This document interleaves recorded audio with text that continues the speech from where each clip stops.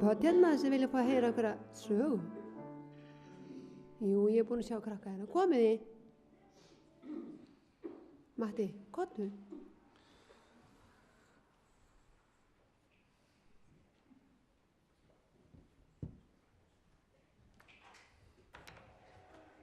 Hæ.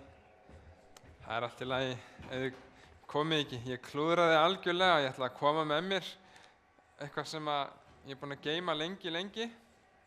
Ég gleymdi því. Alveg algjört klúður hjá mér, þannig að það verður bara nægja að sjá þetta hér. Ég á nefnilega svona heima box af fræjum sem ég geymi, af því að ég mjög gaman að ég rækta og ég ætla aðeins að sýna ykkur þau og leyfa ykkur að sjá mismunandi fræ og hversu stór og þykk og mismunandi þau eru á bara litinn og allt og bara í útliti. Af því að ræðan í dag hún fjallar mustarskornið eða mustarsfræið. Vitið þið hvað er minnsta fræ í heiminum?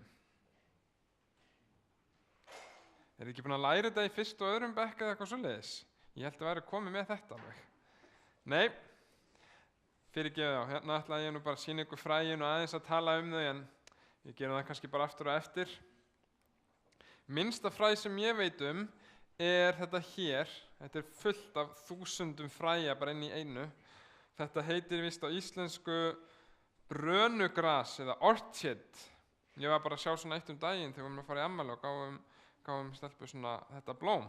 Og þetta er bara pínu lítil fræ, rosalega mörg. Þau eru ekki nema 0,8 millimetrar og eru ekki einu svona 1 mikrogramm af þyngd. Og þið vitið hvað mikrogramm er, þá er það 1 milljónasti af grammi. Þannig að það þarf alveg 1.000.000 svona fræ bara til þess að fá 1 gramm af þyngd. Þannig að þetta eru mjög lítil fræ. Og það er minnsta fræið, það er eiginlega ekkert inn í þessu fræi, ólíkt venjulegum fræjum sem að hafa svona orkuforða til þess að nota sér og svo leið sem við förum í á eftir, þá er þetta fræi eiginlega hálf tómt.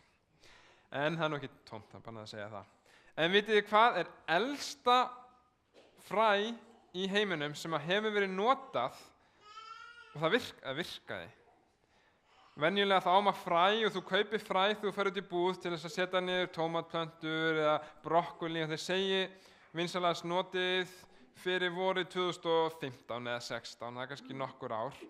En af því að fræin eru svo sérstök og lifandi þá getur þú notað þau frekar lengi og elsta fræ sem vitað var fræ af svona döðlu pálmatré í Ísrael. Og þeir fundu þetta fræ einhvern tíma 1950 og þeir fóru að velta því fyrir sig hvað þetta sé gamalt. Jú, þetta er einhvern tíman frá tímanum 100 fyrir Krist eða 50 eftir Krist. Og þeir áttu alveg stóra krukku af þessum fræjum sem þeir geymdu bara inn á safni. Þangað til þeir fóru og segja, við skulum reyna að gá hvort við getum ekki plantað þessu niður. Ég held að fræin séu dáin en við skulum reyna að lífga þau bara eins við og gefa þeim smá hjálp. Svo þeir settu þau í einhver svona bað og plöntuðu síðan nokkur fræjum niður. Vita menn, planta sem hafi verið útdauð í held ég einhver 1800 ár, óks og er núna orðin, hún er ekki 2000 ára plantan en fræið af henni er 2000 ára en plantan er núna bara eitthvað kannski, henni sé orðin 9 ára eða eitthvað svoleiðis. Þeir eru ennþá að bíða þangað til 2022 að þeir geti séð hvort að sé þetta, hún verið orðin það gömul og þrosk og hún geti borið ávöxt. Því þá ætla þeir að stúdera það og fá einhverja aðra svipaða plöntu til þess að gá hvort þetta virki. Þetta er einmitt svo merkilegt að fræi geti lifað í 2000 ár í svona dvala og síðan allt í einu þegar það lendir í réttum skilyrðum þá bara vex það upp. Það gerist nú ekki alltaf á hverjum degi með hvaða fræ sem en við rétta kringumstæður þá getur fræ sem búið að vera að bíða heil lengi orðið til og lifnað við. Og veitu hvað kallað þetta tré? Einhver giski á hvað elsta frætré í heimi heitir? Nei, það er mjög erfitt að giska út í bláinu. Þeir kalla það Methúsala, sem sem sagt, það er sá aðili í Biblíunni sem var talinn lifa hvað lengst, hann hét Methúsala. Svo þeir skýra þetta tré Methúsala. Þið getið leitað á þessu bara, Methúsala Duty and Date Palm, þá sjáu þið þetta. En þetta ætla ég bara að segja ykkur því að ég sé náttúrulega að tala mustarskornið og hvernig það fræ virkar í dæmisögum Krists. En meira það seinna. Takk fyrir.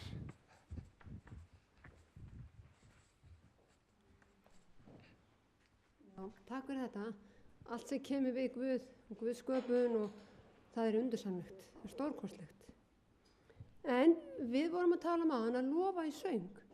Við erum svo aðnjótandi fá að heyra fagra söng inn í Sigrúnu López. Hún ætlar að syngja fyrir ykkur einsöng.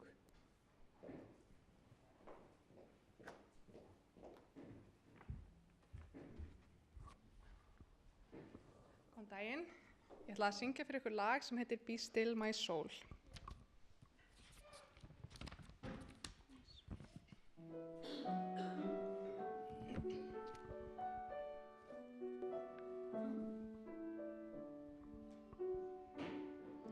Be still my soul, the Lord is on thy side.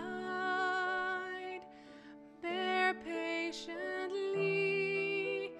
the cross of grief or pain.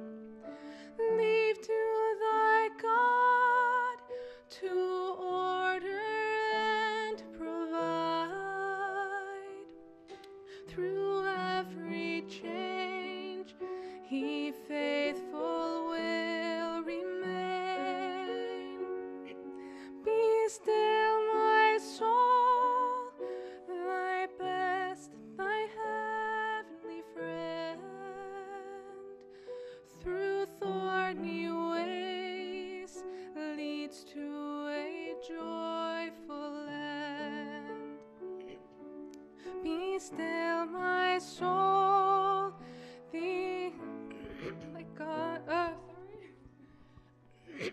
Be still my soul, thy God doth undertake to guide the future as he has the past. Thy hope, thy confidence, let nothing shake. All now mysterious shall be bright at last. Be still my soul, the waves and winds still know the voice who ruled them while he dwelt below.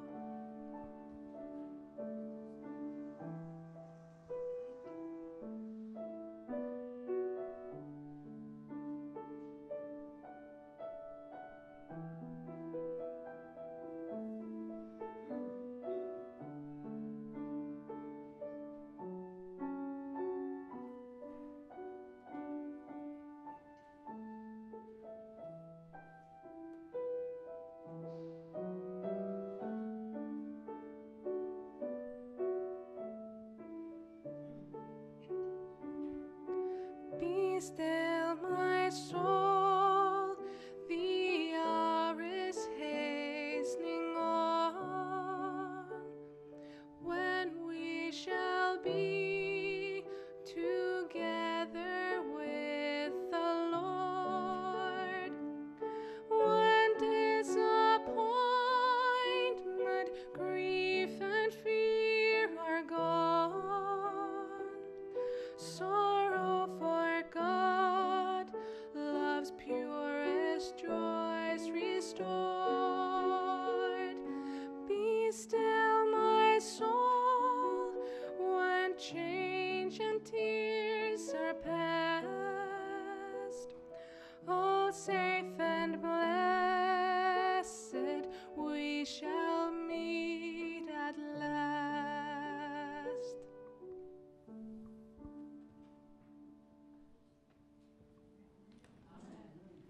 Amen. Þetta var virkilega flott hjá þau Sigrún mín. Mér er gaman að fá að heyra þér aftur seinna. Já, eigum við að syngja áður en ræðan byrjar. Númer 235. Lamb Guðs, ég leita þín. 235.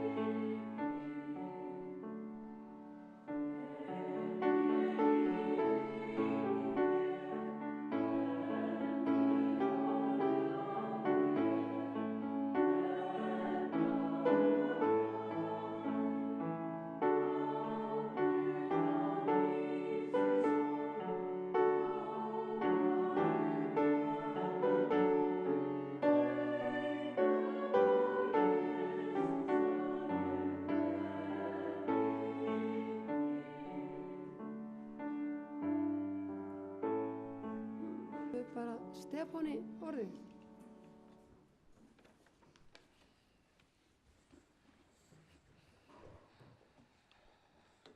Skulum lúta höfði í bæn saman. Kæri himneski Faðir, við biðjum þig að blessa okkur hér. Þegar við lítum í orð þitt og lesum þar, biðjum við þig að kenna okkur og leiðbeina okkur hvernig við getum tekið leksjur frá orðið þínu fyrir okkur í dag og orðið betra fólk og líkst meira frelsar okkar Jesú Krist. Biðjum í hans nafni. Amen.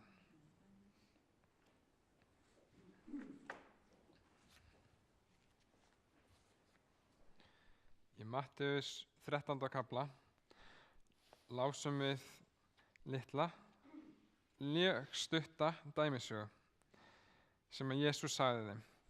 Líkt himnaríki mustardskorni sem að maður tók og hann sáði þessu korni í akur sinn.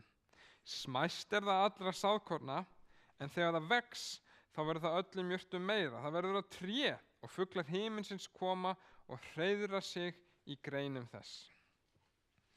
Konungsríki himnanna eins og ég hef allavega haft 2 aðrar ræður þar sem ég að fjalla dæmisögur þar sem að Jesú Kristur alltaf að tala konungsríki himnanna eins og eða náðaríki Guðs hér á jörðu eins og dam. Og hann talar þessar ræður allar í svona bóndasamfélagi þar sem hann talar sáðmenn og fræ sem erfiðara kannski fyrir okkur að tileinka okkur búandi hérna á Malbyggs samfélagi og steinsteypu samfélagi sem að lítið jarðrækt. En ég hef verið svolítið yfir við að rækta síðastliðin sumur og hef mjög gaman að því að pæla í garðrækt og öðru slíku. Þess vegna vildi ég að við aðeins litum á þetta hér. Hann ber saman Guðs ríki eða himnaríki, konungsríki himnanna, náðaríki Guðs, ekki saman við neina veraldlega stofnun í þessum dæmisögum. Það aldrei borið saman við eitthvað, heldur það borið saman bara við eitthvað sem nálægt þeim, eitthvað í náttúrunni. Bara eitt mustards fræ. Þetta hann segir að þetta sé hið minnsta sáðfræ, eða minnst það allra sáðkorna, því að menn á hans tíma voru ekki að sá einhverjum bruma, hvað kallaði þetta aftur? Brönugras, heldur voru þetta eftir minnsta fræi sem að flesti bændur voru að nota hverju ári því að þeir eru að sá þessu árlega og þá þetta alltaf þeirra elst í huga. Þetta litlu minnstu fræin sem við notum á hverju einasta ári. Þetta svona einær jurtvíst.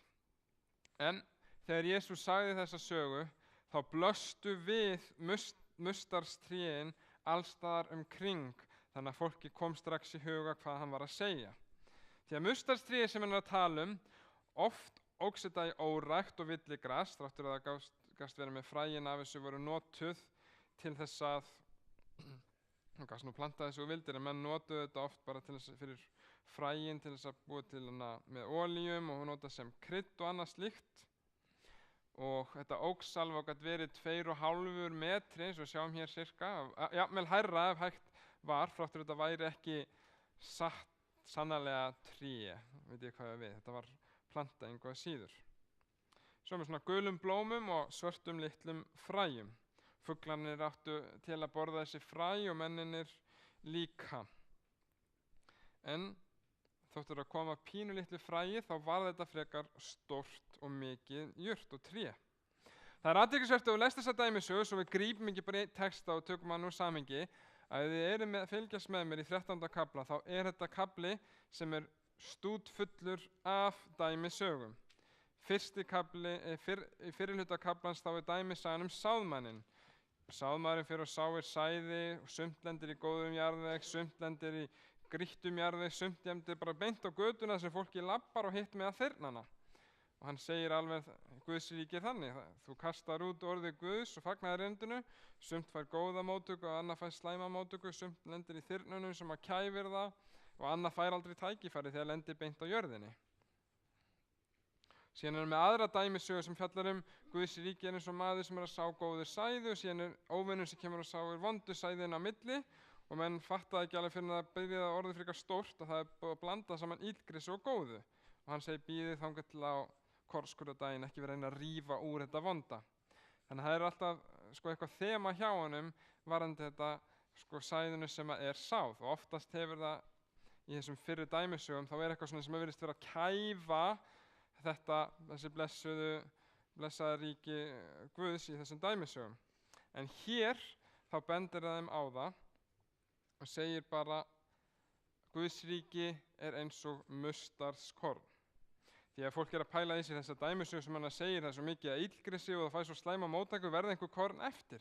Mun einhver verða hluti af þessu ríki Guðs, en þá segir hann, hafið ekki áhyggjur af því, Guðs ríki er bara eins og pínulítið mustardskorn sem er pínulítið, en þegar það fær tækifæri til að vaxa, verður það risastórt og verður það tré. Það er athyglisvert, í ritningunni eru tré oft notuð til þess að tákna ríki. Þið munið kannski, eða ekki, í Daníel 4. kafla þá er Nebúkadnesar líkt eins og stóru og voldugu tréi sem að allir fuglar himinsins fá tækifæri til þess að fá vernd undan sólinu og öðru slík og sitja í greinunum, en síðan er tréið fellt í þeim kafla því að það táknar hans fall. Og sama er í öðrum bókum Biblíunnar, Esekíel, þar sem er verið að tala um tré og ríki eins og tré. En það er reyndar þessi veraldlega ríki. En náðaríki Guðs, bara fagnaðarerindi boðað, er líkt við þetta, eitthvað sem að byrja smátt og sátt og fólki mun finnast voða lítið þetta fyrst, en það mun fá að vaxa. Og við skulum aðeins að líta á hvernig það heimfærist bara upp á bæði náðaríki Guðs, Guðspjalli predikað og upphaflega bara þegar kirkjan óx og bara í lífi sérhvers manns, hvernig það getur verið. En bara fyrst við erum aðeins að tala fræ, þá langaði mig aðeins að, ég glemdi þessu, hér eru bara aðra myndir, þetta er alltaf svona eitthvað voða svipað, getur verið álíka aðeins hærri en maðurinn en ekki neitt risa stórt. Þegar við tölum fræ, þá er svo athyglisvert, þú getur verið með fræ í poka og það er eins og þau séu bara eitthvað dautt, þetta er bara þurrt, þú geymir þetta og getur geymt þetta í langan tíma og síðan þú situr á réttan stað, þá lifnar það við, hugsa maður oft. En það er ekki rétt. Ótrúlegt en satt að þá eru fræ lifandi verur. Mjög lifandi, hvað maður að segja, mjög hægfara lífið, þau eru ekki að fara neitt eða gera neitt og brenna mikilli orku, en menn hafa komist að því að fræ, þau anda, þau geta tekið súrefni úr andrúmsloftinu og gefið frá því koldíoxíð bara í rosalega litlu magni og jafnvel geta þau tekið raka úr andrúmsloftinu til þess að viðhalda sér, eitthvað svoleiðis. Og fræið nefnilega er sjálfum sér nóg. Það er eins og frjóvgað egg sem er með vísi að lifandi plöntu, hvort sem það er svona, hvað kallað þetta? Ég man þetta aldrei á íslensku. Tvíkímblöðungur hérna, það sem eru tveir eða bara einn hérna, það sem að forðabúrið þeirra það sem það þarf til þess að byrja lífið og síðan bara rótin af því og brumið sem að getur farið upp. Við sjáum þetta betur hér, þú ert með korni hérna sem að hefur allt til alls, það hefur rótina, það hefur forðabyrðinar og brumið þannig inni, sést betur hendar hér. Og síðan, eða fær rétt skilyrði, þá fer það bara af stað, notar orkuna sem það hefur í sér, bara sem hefur orku bara fyrir nokkra daga, síðan skýst það upp og skýtur rótum sem að fer síðan að taka næringarefni svo það getur vaxið og orðið að heilli plöntu. Þess vegna getur þú spírað fræ og korn heima hjá þér í nokkra daga og það vex og verður eitthvað úr því, en þú getur ekki búið til plöntu á þess að gefa þig einhverja næringu, hita og mold og annað slíkt. Því að þráttur að sé sjálfum sér alveg nóg, það er allt í fræinu sem það þarf fyrstu dagana, þá þarf það ákveðin skilyrði til þess að vaxa. Það þarf vatn, ljós, hita og súrefni og eitthvað af þessu vantar, þá mun það ekki vaxa almennilega. Ríki Guðs er sagt að sé alveg eins og þetta fræ. Það er svona Guðs, hvað maður að segja, það hefur allt til lífs sem það þarf sjálft. Alveg eins og fræið, Guð hefur bara látið að vera þannig að það allt í fræinu til lífs, Guðs ríki slíkt. Það hefur allt sem það þarf til þess að veita nýja sköpun sem að vex og verður að þroskast og annað í manninum. Það þroskast reyndar öfugt við önnur veraldleg ríki, þegar við erum að líka í saman við tré og annað slíkt. Þegar fræið í jörðinni, þá það algjörlega óháð öðrum fræjum og hver að kasta því niður, hinga og þanga, vondir eða góðið. Ef það fær bara rétt skilyrði, þá vex það bara af sjálfum sér. Það enginn sem að getur neittað til þess, það enginn sem getur þröngvað upp á það, nema þú lætur það bara fá rétt skilyrði, þá vex það bara af sjálfum sér. Þannig líka með ríki Guðs, eða fagnaðarerindi, það getur enginn neittað, það þarf bara að fá sitt pláss og síðan vex það af sjálfum sér. Ólíkt ríki mannana sem svona þveröfugt, þar sem að menn plotta og að fixa hér og þar og þröngva upp á fólk. Við sjáum þetta með óreiðum út allan heim, þar sem að fólk bara ósátt hvernig það verið að fara fram við það og bara getur ekki höndlað að sé verið að ráðskast með allan tíman og rís upp bara í byltingum. En eins og við vitum í ríki mannana, þá það sá sem að með aflið eða peningan eða völdin sem að ræðu það ríkjum, og oft ríkir þá með því bara að segja til hvernig fólk á að haga sér. En ríki Guðs algjörlega ekki þannig sem neitt gert með valdi, enda Jesú Kristur kallaður friðarprinsinn sjálfur. En pælum aðeins í dæmisögunni, bara stuttlega. Það talað að himnaríki líkt mustarskóni sem að maður tekur og setur í akur sinn, og það lítið og vex. Þegar Jesú Kristur að segja þessa dæmisögu, þá eru nokkri lærisveinar í kringum hann, kannski handfylli af fiskimönnum og bændasonum sem eru í kringum hann þegar sitt saga sögð. Hópur af fátækum einfaldum mönnum sem að fylgja honum. Byrjar voðalega lítið en verður sér mikið og stórt. Alveg sem saga kirkjunnar, þetta byrjar rosalega lítið en fagnaðarerindi fer síðan og springur út og dreifist út allt. Sakarías spámaður segir einmitt, skulum ekki hæðast af degi svona smárra byrjana eða smárra verka. Þegar lítil mótsleg upphaf getur, þótt að upphafið að einhverju getur verið rosalega lítilsmótlegt, þá þýðir ekki að það geti ekki orðið risastórt. Því að náðarríki Guðs, eða bara fagnaðarerindi hans, óx eins og mustasfræ frá því að vera samvera Jesú Krist og 12 lærisveina, þangað til að fara út víðan heim bara á nokkrum öldum. En alveg eins það með ríki Guðs í hjarta mannsins.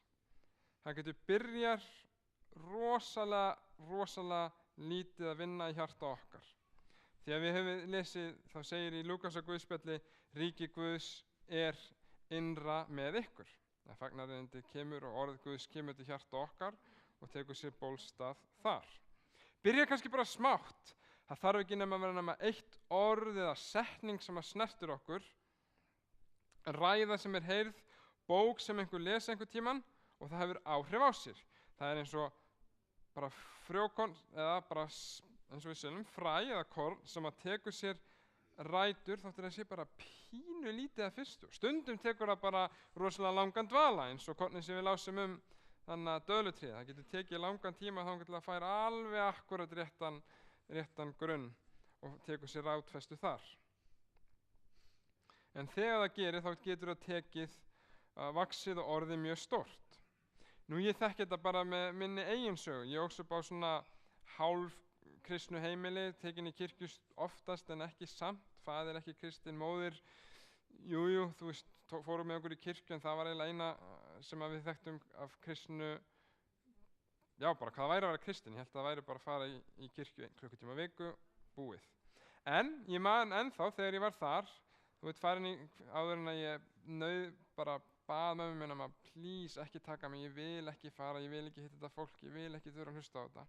Það man ég ennþá, og hélt í rúmstokkinn, það man ég samt ennþá eftir ég að hafa farið í Hvíldardalsskóla í Reykjavík, kannski svona kringum 9 og 10 ára aldur, og þar var hún, hvað heitir hún? Hún kennir stundum í Hvilftarskóla, Guðbjörg. Hún var að kenna þar, hún var mjög svona áhugasöm með það sem hún kendi og þar þráttur ég að ég hefði ekki tekið sér einhverja rosalega rótfestu strax og ég hefði bara eitthvað orðið pínlítið Jesúbarn, þá man ég ennþá eftir að hún kendi okkur á þann hátt þar sem ég hugsaði já það eitthvað athyglisvert við ritninguna en síðan setti ég bara til hliðar, punktur. Hún var alltaf að láta okkur fletta upp með einhver leiki og gera eitthvað, ég man eftir því. Síðan meira síðan því ég var kannski unglingur, gerðum aldrei neitt og heyrði ég, jú, það fara á einhver, það eru búið einhver svona námskeið og þú getur farið á þau og þá var hann Steinþór með námskeið og meira síðan ég þátti ég væri bara, ég held ég hafi bara 10-11, fór á námskeið og ég lærði kannski ekki rosalega mikið, var á upptekinn við að fara bara heim og spila tölvuleiki eftir á og Dungeons and Dragons sem ég man eftir því að teikna myndir á meðanstundum, en það kom einhver fræ sem að sagði mér, Biblían hefur einhver boðskap að segja fyrir daginn í dag. Hún ekki bara eitthvað sem að tengist í að fara í kirkju einu sinni í viku og syngja einhverja gömul lög. En það kláraði ég held ég allan námskeið og gafst upp. Það fór allan kannski fyrstu 15-20 skiptin. En það kom svona lítið fræ sem að kannski fekk tækifæri til þess að spíra og vaksa seinna meir. Sem að gerist bara síðan því ég var enn eldri og þá fekk það kannski betra tækifæri, nóga súrefni og hita og vatni, svona mold, jarðveg þar sem það gæti spírað og tekið sér rótfestu. En í gegnum öldina hefur þetta endurtekið sig sí og æ. Sérhver kynslóð hefur oft haft ákveðin boðskap til þess að bera fram, en eins og með fræið sjálft, þráttur að hafa alla orkuna, þá þarf fræið að nota orkuna til þess að byrja með lífið og í raun og veru þá drepst fræið en plantan verður til. Alveg eins getur að verið með hver einasta kynslóð hefur einhver boðskap að bera, það tekur sjálfsárneitun og sjálfsforn til þess að bera fram boðskapinn og hann byrjar alveg rosalega lítið og það lítur bara út eins og það sé ekki neitt að gerast. Þegar Jóhannes skýrari kemur á predikar, hann einn í eyðimörkinni, hann að afneita sjálfum sér og predika eitthvað sem ekki vinsælt, sjá Guðs lamb, ávítar formlegheit og stolt þjóðarinnar og það virðist bara vera eins og hann hafi bara fólk líka illa við hann var settur í fangilsi og drepinn og búið. En nei, hann ryður veginn fyrir Jesú Krist sem að kemur síðan og flytur sinn boðskap. Þannig að það ekki bara til einskinn sem hann talaði. Eða þá Páll og hinir fiskimennirnir, þrælar og smábændur sem að predika kristni í heiðrinu heimsríki. Virðist vera rosalega lítil byrjun sem að vex og verður að miklu. Eða þá bara tekið oft svona dæmi þegar menn hafa eitthvað að segja og boðskap að bera til samfélagsins, varandi bara fagnaðarerindið. Það rosalega lítið. Sjáum Lúther þegar hann stendur upp og fattar að ritningin það sem við þurfum að heyra og að frelsun fæst fyrir trú en ekki fyrir verk. Virðist vera rosalega lítið og geti dáið og orðið að engu, en hann segir hér stendi og geti ekki annað, Guð hjálpi mér, og síðan vex þá verður og breiðist boðskapurinn út víða veröld. Eða fyrstu, eins og þau kölluðu þetta þeim tíma, heiðingja trúboðanir sem sögðu, kannski ættu ekki að fara bara í Evrópu að predika, heldur fara til annarra landa og predika öðrum boðskapinn. Þegar þeir fengu að heyra, ef Guð vill snú einhverjum heiðingjum til trúar, þá gerir það án minnar hjálpar eða þinnar hjálpar. En einhverju síður var lítill vísir af fólki sem sagði, nei, við skulum samt fara og gera þetta og senda fólk sem hafði enga tækni eða neitt yfir til einhverja algjörlega landa sem enginn þekkti til þess að predika Krists. Og það auðvelt fyrir okkur alltaf seinna meir sem að viljum vera meira eins og Jesús, viljum helgast og hugsa við séum ekki nóga góð, að við lítum á okkur og dæmum okkur hart þegar Guð hefur plantað fagnaðarerindi í hart okkar og það smám saman að vaxa og helgun tekur alla ævina og við segjum, ég ætti að vera orðin risastór planta eins og svona mustarstríði sem að veitir öllum fuglum himinsins. En hlutinni taka sinn tíma. Og fræið, ef það bara fær nóg tækifæri til þess að vaxa og rétta í mold og vatn og hit og súrefni, þá getur það alveg bjarga sér. Þannig staðin fyrir að hafa vera að varhuga yfir því, að vera svona stressa sig yfir því, frekar að veita í þá bara góðan jarðgrunn. Að hlúa okkar andlega lífi okkar og því frækornu trúar sem að vaxa þar. Syrgjum ekki hversu lítið tréið það hjálpar ekki, reynum frekar að hlúa að því. Hvernig getum við gert það? Jú, alveg eins og fræið þarf súrefni, hita lof, súrefni, hita, vatn og ákveðna mold til þess að vaxa í, þá getum við gert eitthvað til þess að veita orðið Guðs svona rétt skilyrði til þess að vaxa í hjarta okkar, með því að biðja til Guðs, með því að lesa ritninguna, þar sem að veitir sálinni næringu. Því það er svo miðill sem Guð nota til þess að leyfa ríki Guðs að vaxa innan með okkar. Góðir hlutir geta oft haft pínulitla byrjun og það þarf ekki mikið til þess að breyta hlutunum. Ég ætla að taka hérna bara lítið dæmi, til dæmis við þekkjum William Wilberforce sem var Breti, og þegar á þeim tímum þegar þrælahald var mikið út víða í Evrópu og í Bretlandi mikið, það þurfti ekki, það var bara álitið mjög eðlilegt að fólk af svörtu litarefti væri bara, ekki alveg full gilt sem fólk, þannig að þú mætti bara nota það sem þræla og kaupa og selja, þrátt fyrir að það væri algjörlega gegn ritningunni og svona gildi mannsins og þeim bara mannvirðið er. En hann setti það sem markmið að berjast gegn þessu og vinur hann sem var forsætisráðherra benti honum á og sagði þú ættir að taka þetta málefni og gera þetta að bara þínu lífsverki. Og hann byrjaði, náttúrulega ekki einn maður sem að gera þetta, en lítill hópur af fólki byrjar að starfa og stríða með Jesú eins og við sungum til þess að fólk geti fengið frelsi og að það sé bara bannað að kaupa og selja fólk, náttúrulega alveg fáránlegt eftir á þegar maður hugsar út í þetta, en svona var þetta. Og það var bara eins og lítið mustaskon sem að var bara hefur ekkert virtist alltaf erfitt með að taka rætur og að bruma og verða stóru tréi, en með þrautseigju og bara örugglega blessun Guðs þá óx þetta og fór víða landið þangað til þeir ákváðu á endanum áður en að maðurinn dó að setja lög sem að bara sögðu þetta er bannað og í þessu landi verðum við ekki með þræla. Alveg 60 árum áður en þeir gerðu það í Bandaríkjunum og hættu með þrælahald, þá voru þeir búin að ryðja veginn hérna í Bretlandi, búin að verjast fyrir því. Og það þarf ekki nema lítið fræ sem að getur vaxið að fara rétt tækifæri eins og ríki Guðs í hjarta hans sem hefur bara sett þetta hans samvisku að gera það, þetta sé ekki kristið, að það getur orðið og haft rosalega mikil áhrif. Hér er önnur saga sem er kannski minna þekkt. Það er maður sem hét Telemachus, Seint Telemachus er hann kallaður. Hann dó bara í upp að 50 aldar eftir Krist. Hann var þekktastur fyrir það sem er sýnt hér á þessu myndum. Það er Theodoret frá Sýrlandi sem ritar hann í kirkjusögum sínum, ég held eitthvað 100 árum eftir þetta gerist, eða bara 50 árum eftir þetta gerist, eða eitthvað svona það bil, ekkert mjög löngu eftir á. Og hann segir frá þessum munk sem var bara sannkristi maður og fylgdi sinni samvisku og gerðist munkur og bjó út í eyðimörkinni, svona eins og við gerðu út í einhverjum klaustrum. En engu að síður þá átti hann á ferðalagi Róm. Og þar hefur hann heyrt að sé einhverju svona leikara sem að menn er að berjast upp á líf og dauð, en hann kannski trúir því ekki alveg þegar Róm var á þeim tíma orðin kristin borg. Svo hann fer þangað og heyrir, hér er bara hringleikahús sem menn er að berjast. Síðan fer hann inn og sé 2 menn vera að berjast upp á líf og dauða fyrir framan gommu af fólki sem er bara að hvetja þá áfram til þess að drepa hvern annan sem skemmtun. Og hann hugsar, nei, þetta er ekki hægt. Kristinni borg, þáttur þetta sé kannski bara svona menningarlega kristin borg og ekki kannski djúpa rætur. Þá fer hann inn og hleypur inn í salinn, þar sem að menninir er að berjast og segir, nei, þetta gerum við ekki. Bara í nafni Krist segir ykkur, við skulum bara hætta þessu.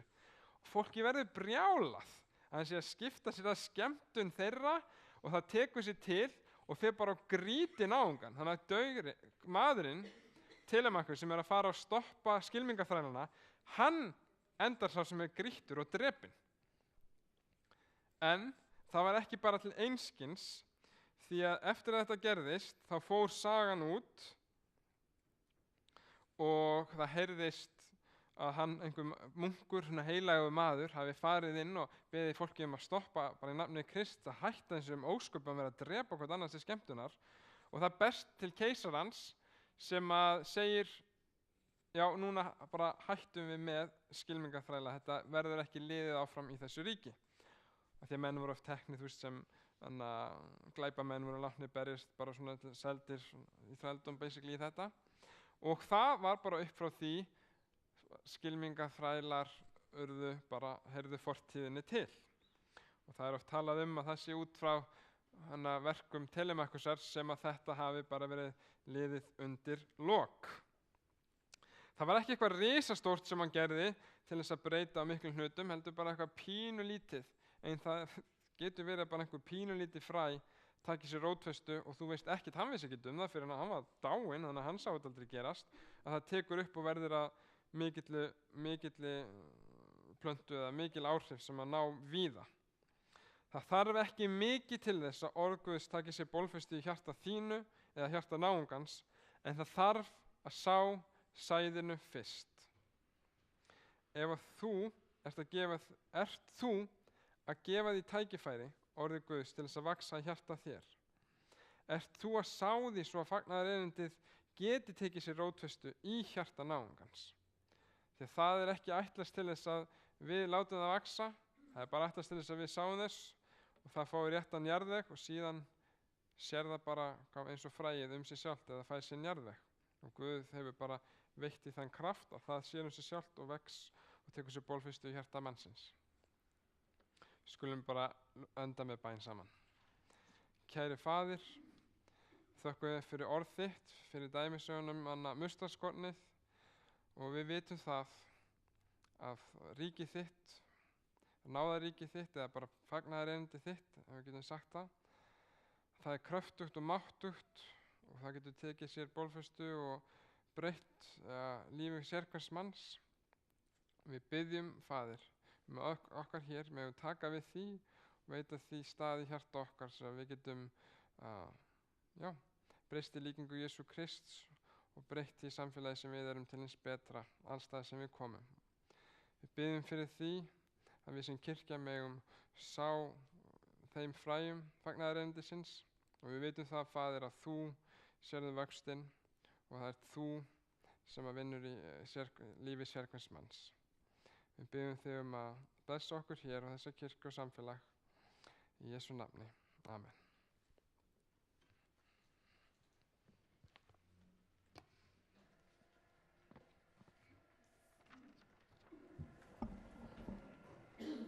Takk fyrir þetta.